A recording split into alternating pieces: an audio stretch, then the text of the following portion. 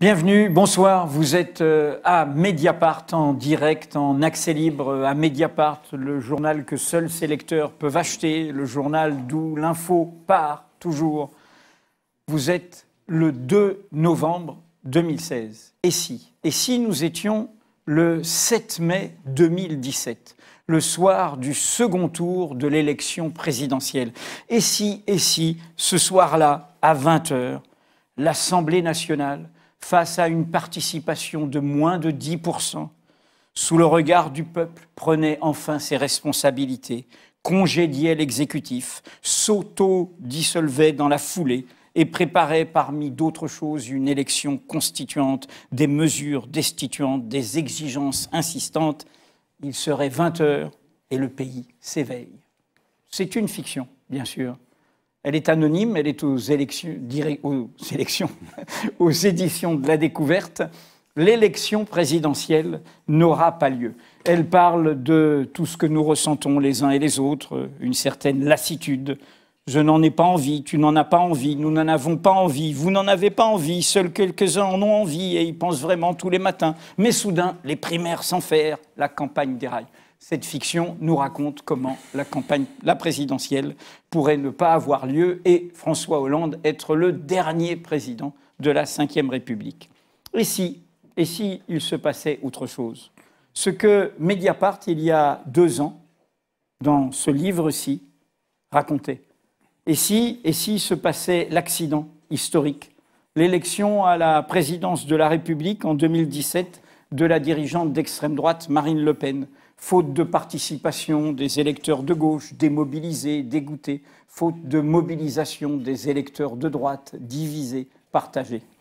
Bref, tout cela pour dire que la campagne présidentielle, quoi qu'on en pense, va falloir s'en occuper. Et c'est pour ça que Mediapart a décidé de passer à un rendez-vous hebdomadaire. Désormais, tous les mercredis, de 20h à 22h30, ce sera Mediapart Live, avec d'abord une demi-heure, ce que nous allons faire maintenant, de discussion, de présentation de ce que fait Mediapart, de l'agenda de Mediapart, des informations de Mediapart, et ensuite 2 heures autour de la campagne présidentielle, de ses candidats plus ou moins déclarés, de ses thèmes, de ses sujets, de ce qu'on veut mettre au cœur du débat public.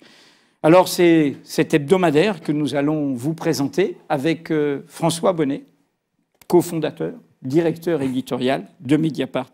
François, comment est venue cette idée de se rajouter à Mediapart, qui a déjà pas mal de boulot, ce rendez-vous qui va ébranler toutes les télévisions de ce monde, hebdomadaire?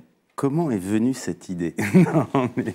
Non, l'idée, elle a surgi de plein de discussions. En gros, il y a eu 2 grandes discussions dans la rédaction sur, justement, comment couvrir cette élection. Et comment couvrir une élection qui, par certains égards, nous désespère, puisque c'est, en tous les cas, quand on a commencé à en parler au mois de mai, au mois de juin, on voyait se profiler finalement peu ou prou un mauvais remake de 2012, c'est-à-dire les mêmes candidats, Sarkozy, Hollande, Le Pen, Mélenchon, et puis des candidats disparus. Il y avait quand même une candidate écologiste, Eva Joly, en 2012, il y avait des candidats d'extrême gauche, etc. Donc un casting, à vrai dire, assez sinistre, mais passé ce premier constat, passer toutes les critiques que nous faisons régulièrement de nos institutions absolument mortifères depuis la création de Mediapart, il reste que la présidentielle, c'est un moment de grand débat public, de repolitisation parfois de la société, pour le meilleur et pour le pire.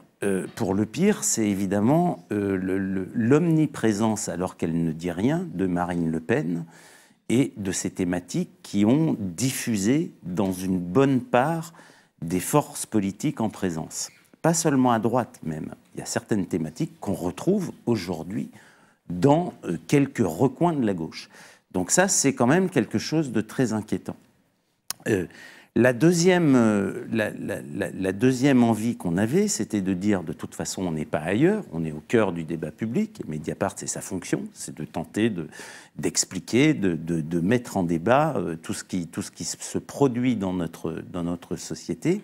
Donc il faut couvrir la présidentielle. Et il faut la couvrir de manière, si possible, originale, et surtout en ne nous laissant pas enfermer dans l'espèce de course aux petits chevaux qui n'a pas grand intérêt, mais en arrivant à imposer notre agenda. Alors pour ça, on a prévu tout un dispositif dans les 6 mois à venir, et cette émission hebdomadaire n'est qu'une partie de ce dispositif. Alors c'est évidemment un rendez-vous tous les mercredis, 20h, 22h30. C'est un rendez-vous qui est assez lourd pour nous en termes de travail, évidemment, mais qui doit permettre de pas seulement recevoir et interviewer les candidats potentiels ou d'ores et déjà déclarés, potentiels comme Emmanuel Macron ce soir, d'ores et déjà déclarés. On a transmis l'invitation évidemment à Jean-Luc Mélenchon et aux autres qui viendront ensuite en décembre.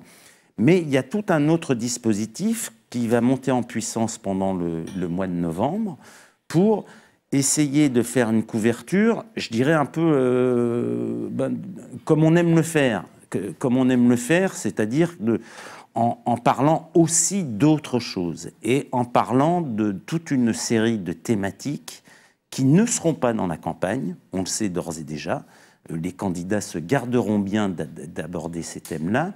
Et surtout, pour nous, l'objectif, c'est de ne pas se laisser enfermer dans cette espèce de spirale absolument sinistre, islam, terrorisme, sécurité, réfugiés, etc., etc.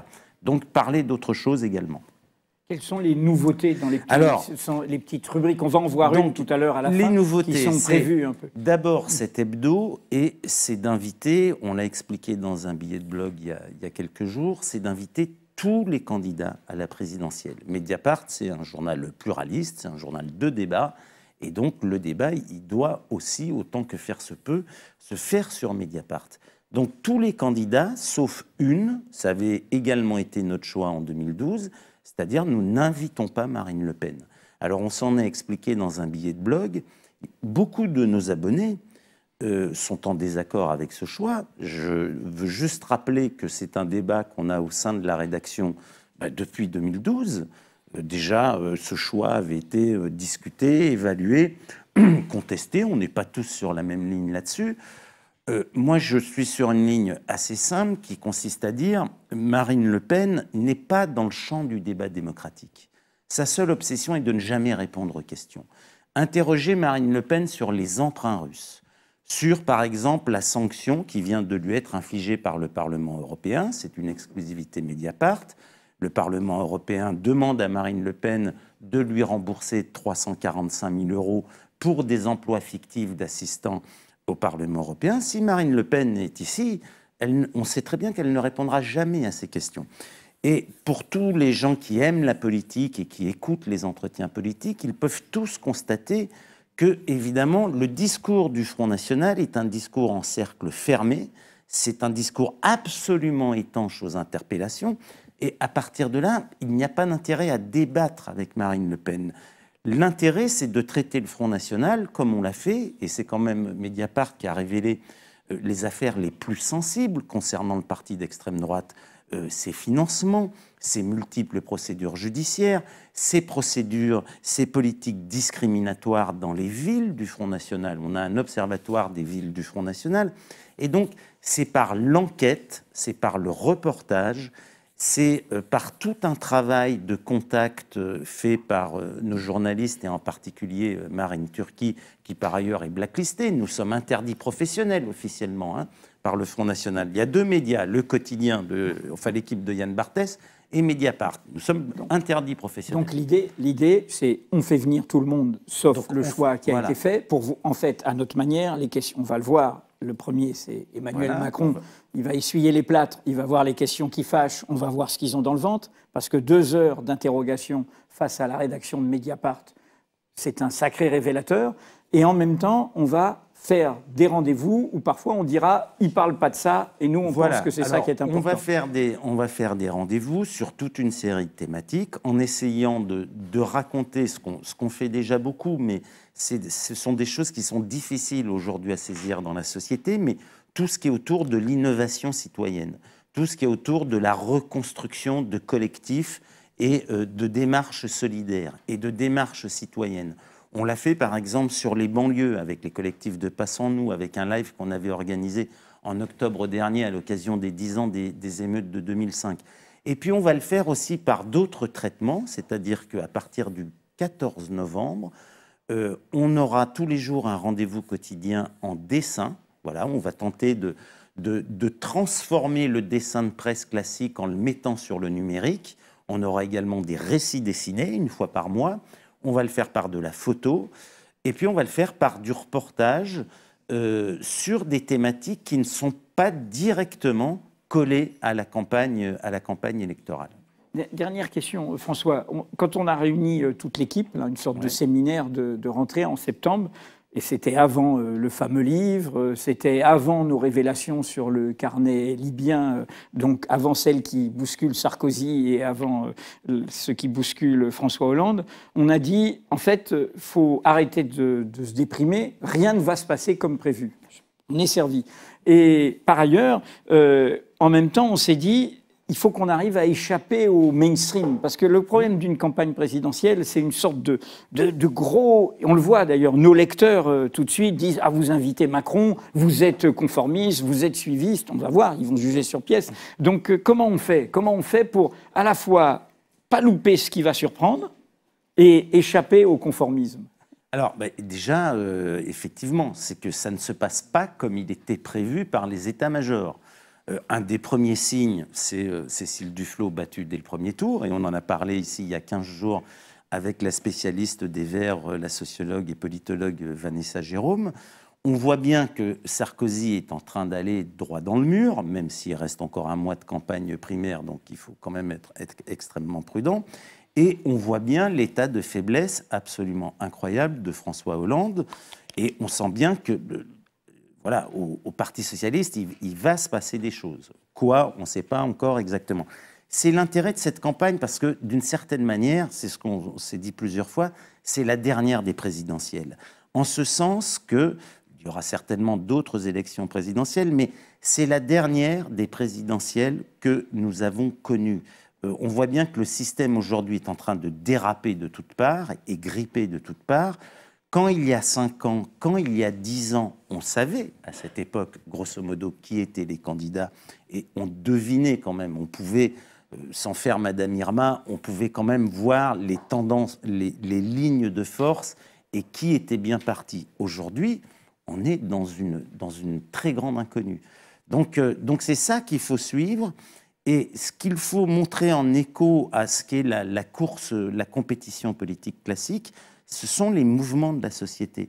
Parce que justement, dans ce paysage complètement atomisé, complètement déstructuré, de forces politiques en crise totale, et pour certaines en crise finale, on a déjà vu Europe Écologie Les Verts, c'est déjà un parti qui est désintégré d'ores et déjà, il faut observer la société. Comment la société va se saisir de ça?